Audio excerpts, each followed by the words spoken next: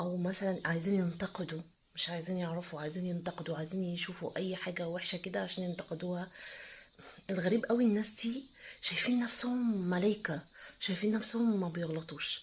احب اوجه لهم رسالة بس اقول لهم اسلكوا، انضفوا، اتشغلوا، يعني اشغلوا حالكم.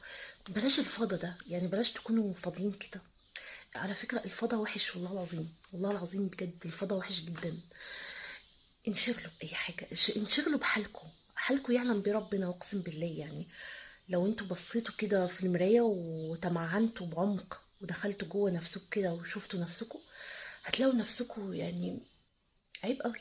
عيب قوي ان انتوا يعني فيكوا كل العيوب دي وماسكين في عيوب غيركم. يعني ايه في ايه؟